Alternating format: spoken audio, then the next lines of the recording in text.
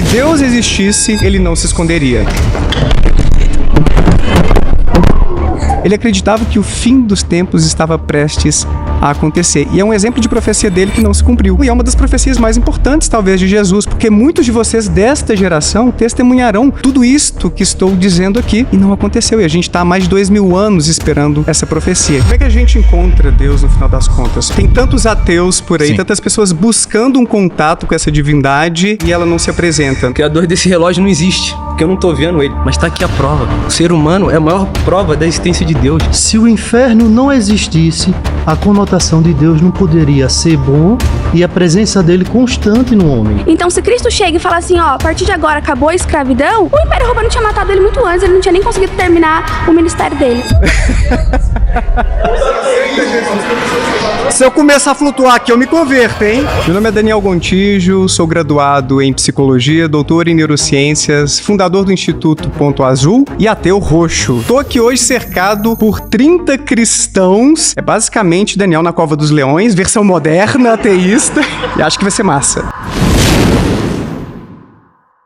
Sinceramente, é com uma mistura de decepção e cansaço que eu começo essa fala. E não é de forma alguma uma decepção com as pessoas que acreditam, porque eu compreendo de verdade o porquê da fé, a necessidade humana de buscar sentido, consolo e explicações para o desconhecido. A decepção é com o nível dos argumentos que ainda são colocados à mesa em pleno século XXI, mesmo quando temos acesso a tanta informação, pesquisa e conhecimento acumulado pela humanidade. O argumento de um ateu, de ser ateu, propriamente ele cai porque a população mundial reconhece que existe uma divindade, reconhece que existe um Deus. Ele pode estar escondido para você, porque você não quer ir para ele, mas ele não está escondido. Ele foi revelado e está revelado.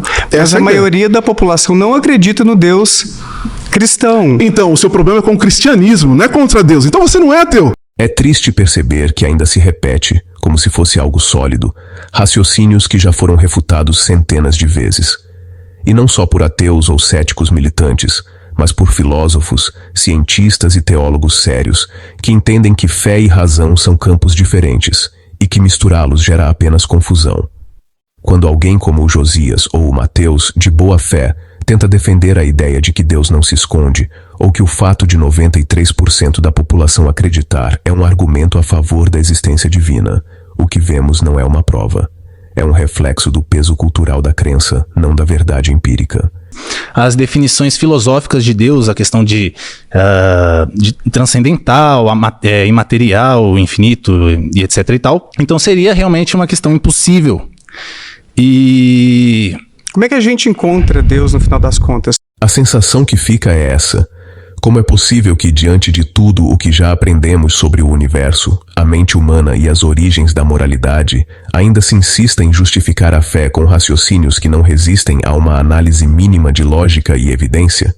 E o mais curioso é que, mesmo quando mostramos, com dados, estudos e exemplos concretos, que tais argumentos se desmancham diante da razão, a crença permanece intacta, quase imune ao diálogo. É como se estivéssemos diante de um escudo emocional, e não de uma busca honesta pela verdade. O objetivo aqui é ensinar, explicar e iluminar, como faria um educador que acredita sinceramente que o conhecimento é libertador.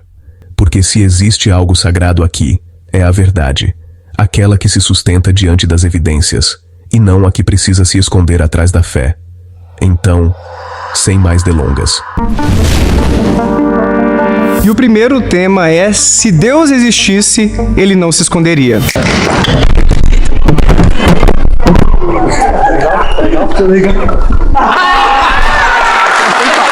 Foi um dilúvio aqui, galera. Pera aí.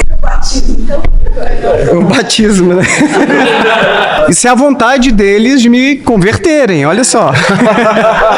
Meu nome é Josias Robson Silva Negreiros. O Daniel, ele é uma referência que eu conheço nesse sentido e será interessante trocar essa ideia com ele, até porque eu sou cristão e acredito que tem muita coisa que, se ele ouvir de mim, vai fazer sentido para ele. É simples. Prazer. Prazer, Josias. Bom, a afirmação, ele começou bem, só que ele errou, acho que no argumento. Eu acho que você não procura entendimento cristão, porque eu nem acredito que você seja ateu de fato. Eu acredito que você tem problema contra o cristianismo. Contra o cristianismo. Vamos lá, deixa eu colocar meu argumento. Existem 8,3 bilhões de pessoas no planeta. Você sabe quantos ateus existem no planeta? Quantos cristãos? Você sabe porque... Cerca de 700 milhões de ateus. E cristão, você sabe? 2,3 bilhões, mais ou menos, 30%, perto disso. Perfeito. Então a gente está falando que, tirando os ateus, as outras pessoas... Os 93% acreditam numa divindade. Essa divindade ela pode vir naturalmente, né? Porque os povos originários eles acreditavam em Deus. E aí você compreende que você acha que Deus está escondido, onde 93% da população reconhece um Deus, reconhece uma divindade. Onde ele está escondido? Mas você acha que ele se apresenta, então, de diferentes maneiras, Josias? Ou seja, o Deus em que vocês acreditam se apresentou como Jesus, ali no Oriente Médio, mas outras divindades, Thor, Odin, Zeus, Apolo... Então, esse é o ponto. A discussão é sobre Deus. Deus, naturalmente, quando o homem ele é gerado, intrinsecamente está dentro dele. Por exemplo, você não precisa conhecer do cristianismo ou de nenhuma religião para saber o que é certo e o que é errado. Isso é inerente do ser humano. Quando eu falo para você que o argumento de um ateu, de ser ateu, propriamente ele cai porque a população mundial reconhece que existe uma divindade, reconhece que existe um Deus. Ele pode estar escondido para você porque você não quer ir para ele, mas ele não está escondido. Ele foi revelado e está revelado. Mas a maioria da população não acredita no Deus cristão. Então, o seu problema é com o cristianismo, não é contra Deus. Então você não é ateu. O seu problema está sendo contra o cristianismo. O Deus do cristianismo é o Deus dos deuses, é o Deus onipotente, onipresente, onisciente. Mas aí você incorre na falácia... Já deu. Tá. Valeu, Josias. Valeu, cara. Bom, pessoal, vamos começar pelo Josias. Eu quero que vocês prestem bastante atenção, porque o argumento dele é um dos mais comuns quando se fala sobre a existência de Deus. Ele diz que, se 93% da população mundial acredita em alguma divindade, então isso já seria um indicativo de que Deus existe. E além disso, ele sugere que o ateu, na verdade, não é alguém sem crença, mas alguém com problema com o cristianismo. Esse tipo de raciocínio, por mais bem intencionado que pareça, é profundamente equivocado. E aqui não se trata de opinião, mas de lógica e evidência. A população mundial reconhece que existe uma divindade, reconhece que existe um Deus. Ele pode estar escondido para você, porque você não quer ir para ele, mas ele não está escondido. Ele foi revelado e está revelado. Mas a maioria da população não acredita no Deus cristão. Então, o seu problema é com o cristianismo, não é contra Deus. Então você não é ateu. O seu problema está sendo contra o cristianismo. O Deus do cristianismo é o Deus dos deuses, é o Deus onipotente, onipresente, onisciente. Primeiro ponto. A verdade não é decidida por maioria. A quantidade de pessoas que acreditam em algo nunca foi critério de validade. Se fosse assim, a Terra ainda seria o centro do universo. O raio seria o castigo dos deuses. E as doenças seriam causadas por demônios. A crença popular já errou em praticamente tudo que a ciência depois explicou com base empírica. Então, usar o argumento do número de fiéis é uma falácia conhecida, o argumentum ad populum, ou apelo à maioria. O que importa não é quantas pessoas acreditam, mas quais evidências sustentam essa crença.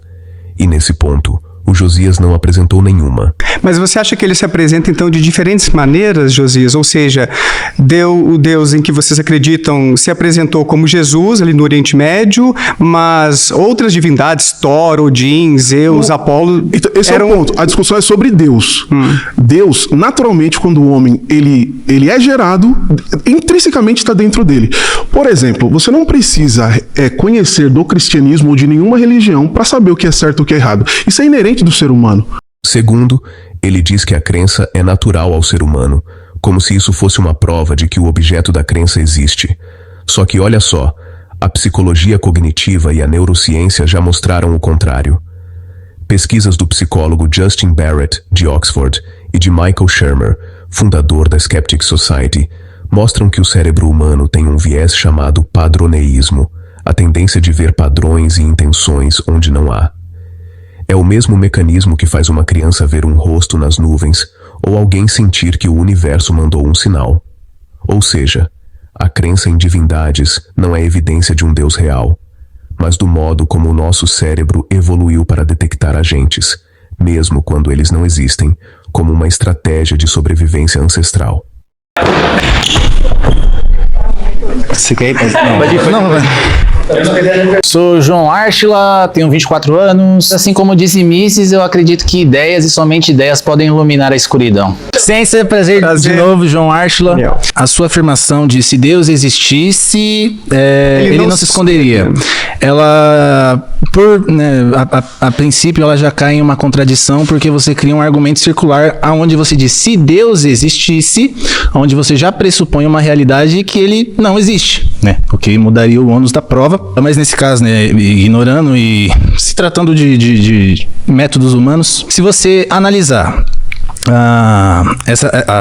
essa premissa e considerar que Deus é uma supermatéria que deixa rastros que podem ser encontrados cientificamente para comprovar sua existência, ela é, né, como é uma coisa circular, ela mesmo se contradiz. Por quê? Se você assumir a priori, né, o que vem antes, as definições filosóficas de Deus, a questão de transcendental, imaterial, infinito e etc e tal, então seria realmente uma questão impossível. E como é que a gente encontra Deus no final das contas? Porque tem tantos ateus por aí, Sim. tantas pessoas buscando um contato com essa divindade e ela não se apresenta, não se mostra existente para tanta gente que está aberta a ter um tipo de relação com Deus. Certo, perfeito. Assim, sobre o contato, acredito que vai muito de uma questão de contexto, principalmente linguística. Paulo, você abre, por favor. Acabou de bater. Pode pausar. E seguindo, pessoal, depois da fala do Josias, tivemos o João Ártila. Ele trouxe um argumento que, à primeira vista, soa mais filosófico, mais elaborado, mas que, no fundo, se sustenta sobre o mesmo alicerce frágil pressupostos não demonstrados. O João começa dizendo que o argumento se Deus existisse, ele não se esconderia seria circular, porque, ao afirmar se Deus existisse, o interlocutor já estaria pressupondo a não existência de Deus. Só que esse é um erro conceitual de lógica proposicional. Dizer se Deus existisse não nega Deus. É apenas uma condicional hipotética, usada justamente para testar se a hipótese se sustenta diante da observação. A ciência trabalha assim o tempo todo. Quando dizemos se tal substância causar reação X, então o resultado será Y. Não estamos negando a substância. Estamos examinando o que se seguiria caso fosse real. Então, não há circularidade nenhuma. Há método racional de avaliação. Dos humanos. Se você analisar essa premissa e considerar que Deus é uma supermatéria que deixa rastros que podem ser encontrados cientificamente para comprovar sua existência, ela é, né, como é uma coisa circular, ela mesmo se contradiz. Por quê? Se você assumir a priori, né, o que vem antes, as definições filosóficas de Deus, a questão de transcendental, imaterial, infinito e etc e tal, então seria realmente uma questão impossível. E como é que a gente encontra Deus no final das contas? Depois, o João tenta resolver o problema do Deus escondido apelando para a transcendência, dizendo que, por definição, Deus seria imaterial, infinito e, portanto, fora do alcance da investigação empírica. Mas veja se algo está fora de qualquer possibilidade de observação, teste ou verificação. Ele está também fora de qualquer possibilidade de conhecimento. Essa é a base do pensamento de David Hume e Karl Popper. Uma hipótese que não pode ser testada. Não é científica nem cognoscível, é metafísica. Não é que seja proibido acreditar, é que, epistemologicamente, não há como saber. É como dizer, existe um dragão invisível e intangível no meu quarto. Nada pode confirmar, mas também nada pode negar. Essa é uma crença imune à refutação e, por isso, fora do campo da razão objetiva. Como é que a gente encontra Deus no final das contas? Porque tem tantos ateus por aí, Sim. tantas pessoas buscando um contato com essa divindade e ela não se apresenta, não se mostra existente para tanta gente que está aberta a ter um tipo de relação com Deus. Além disso, ao invocar a transcendência como explicação, João cai no que o filósofo Daniel Dennett chamou de parada de investigação, quando a explicação final é uma entidade que explica tudo, e por isso mesmo não explica nada.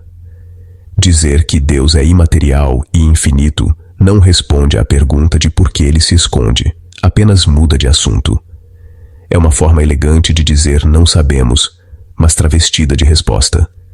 E veja, não há vergonha nenhuma em dizer não sei. Essa é, na verdade, a semente da ciência. Como escreveu Richard Feynman, a dúvida é o motor do conhecimento.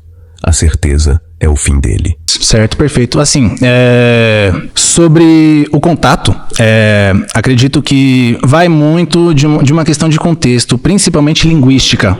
Por outro lado, o que realmente sabemos por observação é que os deuses sempre se encaixam nas fronteiras do que não entendemos. Quanto mais o conhecimento avança, menos espaço sobra para o sobrenatural. A cada século, a ciência ocupa um pedaço do território que antes era reservado à fé. O raio deixou de ser castigo divino.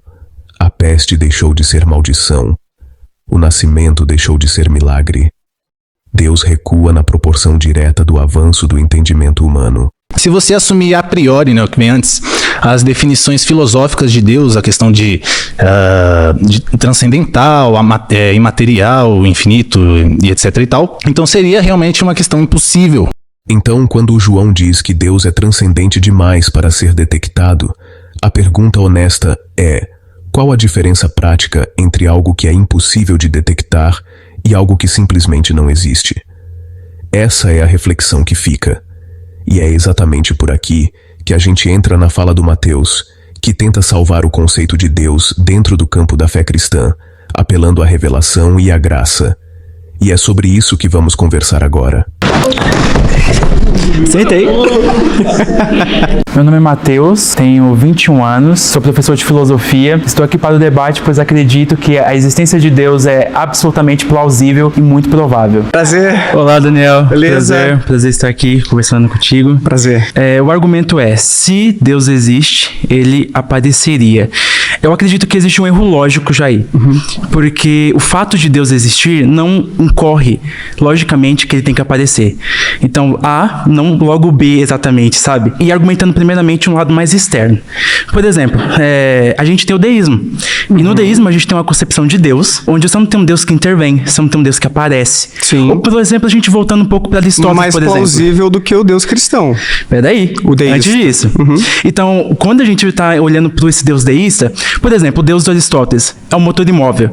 Ele só é acessado por uma intenção intelectual. Ele não aparece, né? Ele não toca a gente, ele não tem esse aparecer. Ou as ideias de Platão também, falando muito grosseiramente, ou o Uno de Plotino. Então você pode postular um primeiro princípio imóvel, você pode postular, ou pelo menos você indo um pouco na linha do Kant, mesmo que você não fale que você possa conhecer a Deus, que seria talvez até um aparecer, você tem que pelo menos pensar Deus. Porque você tem que pensar alguma coisa, não dá pra nada vir do nada, a partir do nada. Mas, Mateus, a gente está discutindo especificamente sobre o Deus cristão. Sim, que tem a propriedade, por exemplo, de ser perfeitamente amoroso, perfeitamente bom. O John Schellenberg, que desenvolveu esse argumento do ocultamento divino, ele argumenta que, sendo sumamente bom, amoroso, ele tem uma abertura para se relacionar com sua criação, com seus filhos, que somos nós. Então, tantas pessoas buscam. Eu já busquei, cara. Eu já passei por uma situação de aperto na vida, fui à igreja, já era ateu. Estava no início do meu ateísmo, há uns 20 anos, mas busquei e não tive nenhum tipo de resposta. O Leandro Carnal, que é ateu também, ele estava no seminário orando a Deus, tentando se comunicar, e ele falou que acabou caindo numa secura espiritual porque se percebia conversando consigo mesmo. Então existem muitas pessoas que têm uma abertura para ter essa relação com esse ser sumamente bom, amoroso, como se fosse um pai para nós e não encontra esse tipo de resposta. Eu acho que o problema está principalmente nisso. Tá, eu entendo. Eu comecei argumentando para um lado mais externo. Quando a gente vai para a questão interna do cristianismo, eu não vejo um problema de Deus aparecer. Nós temos a revelação proposicional de Deus. Deus se revela por meio das Escrituras. Nós temos a revelação na consciência, Romanos capítulo 2. Deus se revela por meio de uma lei imutável no coração. Nós temos a revelação natural de Deus. Deus é perceptível por meio das coisas criadas, que talvez alguns argumentariam por meio do design inteligente. E a gente tem uma coisa mais espantosa no cristianismo, que é o Deus que se encarna na história, né? Deus se fazendo carne, habitando entre nós, estando entre os homens. Então é um Deus que toca, é um Deus que veio, e um Deus que se encarna na história. Ah, se Jesus histórico, eu não estou entrando nessa questão, mas você tem um Deus relacional. Agora, nessa questão subjetiva, se Deus pode ser acessado simplesmente pelo intelecto, se Deus é acessado talvez por um meio de graça, isso aí eu argumento subjetivamente, né? Eu sigo muito a linha de Pascal. Eu acredito que você pode ir até um local com seu intelecto, mas eu acredito que em última instância é Deus que vem pela sua graça e faz isso se abrir na gente. E por que ele não faz todos nós termos essa percepção inequívoca de sua existência? Para mim, esse é o ponto. Será que ele favorece alguns e não favorece outros? Porque imagine só pessoas que nascem em outros países que não têm uma cultura cristã tão forte assim. Eles têm menos possibilidade, menos probabilidade de se converterem ao cristianismo. Você não acha, então, que existe, talvez, um desequilíbrio nisso aí? Deus não poderia ter sido um pouco mais claro ou menos regional na sua revelação por meio de Jesus? Argumentando sobre a questão, por exemplo, de Deus ter sido regional, nós temos as missões, que é uma missão muito grande do judaísmo, como também do cristianismo, a propagação do evangelho por meio dos locais. Por exemplo, eu citei aqui um pouco do argumento do Agostinho, ele estava no Oriente, né? A gente tem o apóstolo Paulo surgindo agora pelo Ocidente, pregando o evangelho também. Então a gente tem um espalhado evangelho. Deus não é, por exemplo, o fato de Deus ter encarnado no homem lá do judeu, não quer dizer que Deus foi regional, sabe? Quer dizer que Deus escolheu uma forma de começar por meio também de uma aliança, porque o cristianismo ele não está separado do judaísmo, os dois estão em continuidade. Deus encarnou no povo judeu. Outra questão que você colocou, Deus estaria se ocultando. Mas como eu já disse, nós temos esses 4 tipos de revelações. Como que você conseguiria argumentar que Deus está se ocultando, pelo menos na revelação da consciência, na revelação natural?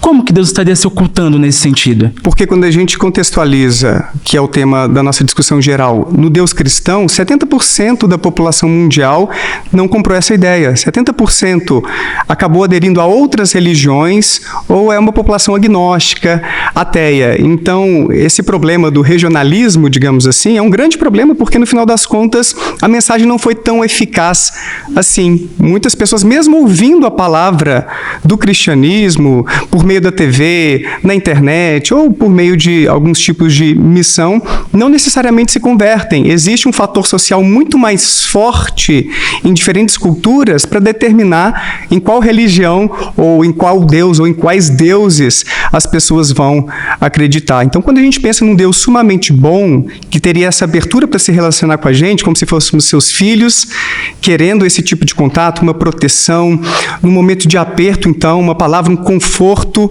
a gente não encontra, a não ser, talvez, as pessoas cristãs que interpretam à sua maneira esse tipo de relação em algumas circunstâncias. Então, esse é o problema. A gente está aberto para poder se relacionar, para poder conhecer. Mas como o caso do Leandro Carnal ilustra, o meu próprio caso também, eu fui cristão até os 15 anos, cara. Eu fui católico, mas eu não tive nenhum tipo de evidência minimamente razoável de que eu estava conversando com alguém, com um ser pessoal, todo-poderoso, sumamente bom, onisciente, que poderia se relacionar comigo. Eu tenho uma pergunta, então. Então, você acredita que se Deus quisesse realmente se revelar, a gente teria, de certa forma, um mundo cristão? Porque Deus teria sido mais efetivo? Eu acredito que, em grande medida, talvez a grande maioria da população, sim, se converteria ao cristianismo. Ficaria claro para elas que existe Deus e é esse Deus das Escrituras. Ou não, talvez ele pudesse também corrigir algumas coisinhas. Gente, teve gente que pegou a mensagem de forma equivocada. Esse negócio aqui de um homem que se deita com outro vai ser executado. Não, gente, não era isso não, pelo amor de Deus. Então talvez ele até consertasse algumas coisas ali, mas a gente vai chegar nesse tópico depois. Tá bom, mas aí nessa questão, e Deus não estaria ocultando o livre-arbítrio? Porque se a gente está discutindo nos termos cristãos, Deus deu o livre-arbítrio da liberdade, então as pessoas podem recusar ou não. E outra questão que você colocou sobre Deus esclarecer. Pera aí um minutinho. Antes de Deus esclarecer, Deus não esclarecia por meio da tradição apostólica, por meio dos apóstolos, porque Jesus esteve aqui na Terra, ele legou a tradição apostólica, a tradição apostólica continua até hoje. Mas não foi suficiente. Por conta da colonização, de a gente ter sido explorado, né, vamos pensar que os povos originários, que a gente é uma população predominantemente cristã. Você acha que Deus estava por trás disso? Da escravidão, de várias coisas horríveis que aconteceram por conta do colonialismo? Não sei se você acha que fazia parte dos planos dele isso. Eu quero dizer assim que a gente tem outros motivos para entender porque o cristianismo é a religião mais popular hoje em dia. Eu não vejo que é uma revelação de Deus para nós. Eu vejo que houve uma vantagem em termos daquela religião que estava ali, no nosso caso, né, entre os portugueses que colonizaram o Brasil e, consequentemente, a gente, em maioria, é cristã. Se fosse em outro país, na Turquia, por exemplo, a gente estaria discutindo a existência do Deus muçulmano, do Islã. Ou então, se fosse na Índia, a gente estaria discutindo a existência das divindades, as milhares, talvez, de divindades hindus. Então, eu acho que a mensagem não foi assim tão eficaz, e quando a gente se coloca para se comunicar, não é o que a gente espera que deveria acontecer caso Deus, sendo sumamente bom, onisciente, sabendo que a gente quer essa mensagem, a gente quer uma relação íntima, aconteceria. As coisas não acontecem, sabe? Então, para mim, isso não é compatível com a existência desse Deus amoroso que está aberto para se comunicar com a gente. Ele se faria presente de uma maneira mais inequívoca para a população mundial. Sim. Quando você fala sobre a questão do colonialismo, claro, com certeza, absolutamente, Deus não é a favor da escravidão, e eu também não sou a favor da escravidão. E agora chegamos à fala do Mateus, que tenta dar uma roupagem mais filosófica e sistemática à crença cristã. Ele fala com calma, com didatismo, e é perceptível que conhece filosofia, o que já é um avanço em relação aos argumentos puramente emocionais. Só que mesmo assim, ele comete os mesmos deslizes conceituais que todos os defensores da fé acabam cometendo quando tentam justificar a crença em termos racionais. Ele começa dizendo que o fato de Deus existir não implica logicamente que ele tenha que aparecer. E aqui já está o primeiro ponto que precisa ser destrinchado. Quando a gente fala do Deus cristão, não estamos falando de um ser qualquer, mas de um Deus que, segundo o próprio cristianismo, é perfeitamente bom, amoroso e relacional. Esse Deus, segundo o texto bíblico, deseja uma relação íntima com suas criaturas. Então a pergunta não é sobre qualquer divindade abstrata, mas sobre um Deus específico que quer ser conhecido. E é nesse ponto que surge o problema do ocultamento divino, formulado de modo magistral pelo filósofo canadense John L. Schellenberg. Schellenberg argumenta que, se existe um Deus pessoal e amoroso, então todas as pessoas razoavelmente abertas a ter uma relação com ele deveriam, em algum momento, experimentar sua presença de modo inequívoco. Mas o que vemos é o oposto. Pessoas sinceras, abertas, dispostas, que nunca têm essa experiência. A ausência desse contato universal e claro é incompatível com a ideia de um Deus que quer se relacionar. É o que chamamos na filosofia da religião de inconsistência teológica do amor divino. A resposta que o Mateus tenta dar é que Deus se revela de várias formas: pelas Escrituras, pela consciência, pela natureza e pela encarnação em Jesus. Mas nenhuma dessas alegadas revelações resiste à análise empírica. Deus se revela por meio de uma lei imutável no coração. Nós temos a revelação natural de Deus. Deus é perceptível por meio das coisas criadas, que talvez alguns argumentariam por meio do design inteligente. A natureza, por exemplo, mostra um universo indiferente, caótico e impessoal. Supernovas explodem, espécies são extintas, terremotos matam crianças. A seleção natural, demonstrada desde Darwin e confirmada por milhões de evidências genéticas, explica a complexidade da vida sem precisar de um agente sobrenatural. As escrituras, por sua vez, são textos humanos, escritos e editados por comunidades específicas, com contradições internas e influências culturais de sua época. Estudos acadêmicos sérios, como os de Bart Ehrman, mostram que os evangelhos foram escritos décadas após os supostos eventos, com diferenças significativas entre eles.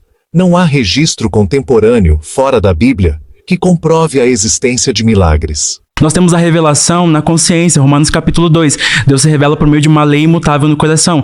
A chamada revelação na consciência é ainda mais problemática.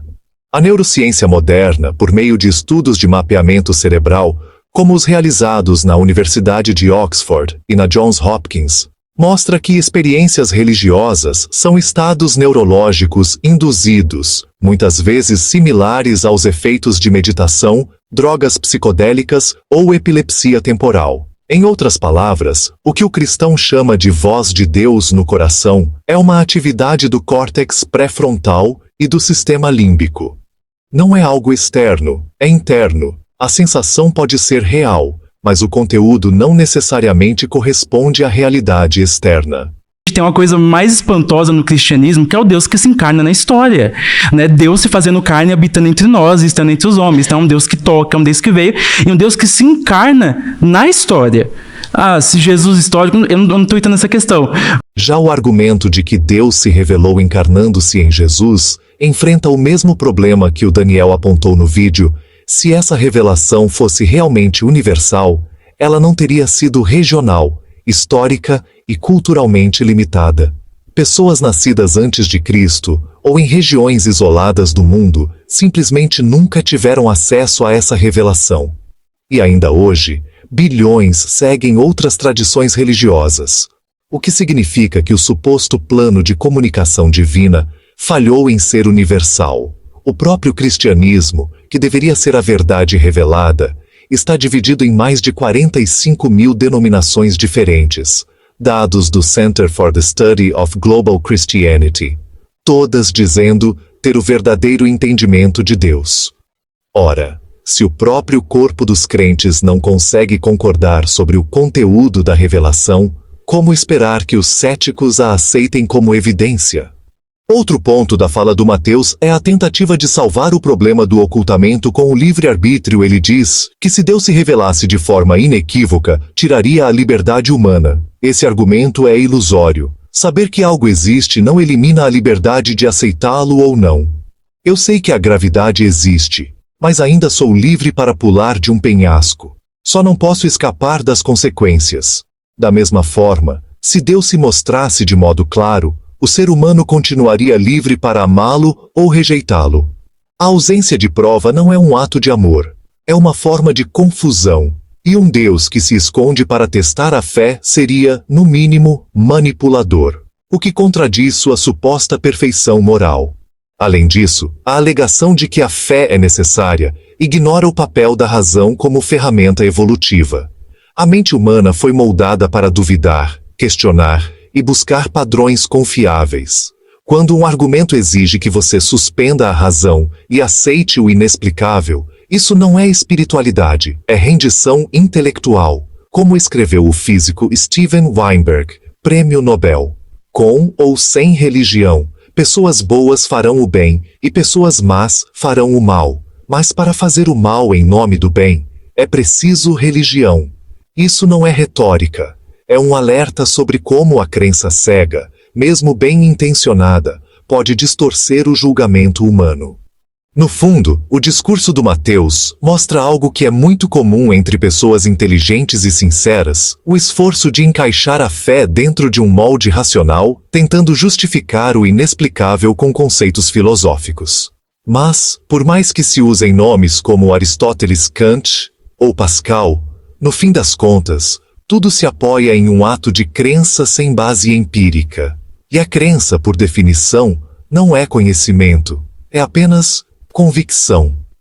O que realmente merece crédito e o que deveria ser levado a sério são os métodos que produzem resultados verificáveis: a observação, o experimento, a revisão por pares, o consenso científico que se forma não pela autoridade, mas pelas evidências. É isso que nos deu vacinas, eletricidade, comunicação via satélite e expectativa de vida acima dos 80 anos. Nenhum avanço humano veio de rezas. Todos vieram do esforço racional de entender o mundo como ele é. E é por isso que debates como esse são importantes, porque quando alguém, mesmo com boa intenção, tenta misturar fé com razão, o resultado é sempre uma contradição mascarada de sabedoria. O que liberta não é acreditar, é compreender. Então, para fechar por hoje, se você chegou até aqui, respira e pensa comigo. A dúvida não é fraqueza, é força. Questionar é um ato de coragem. E a razão, essa sim, é o caminho mais honesto para quem quer viver com integridade intelectual. Nos próximos cortes a gente vai continuar essa conversa, analisando outros argumentos, sempre com base, respeito e evidência. Se você curte esse tipo de conteúdo, deixa aquele like, comenta o que achou, compartilha para fortalecer a discussão racional e, claro, se inscreve para não perder os próximos. Valeu demais por assistir e até o próximo episódio, onde a gente vai seguir desmontando as ideias, mas acima de tudo, construindo conhecimento.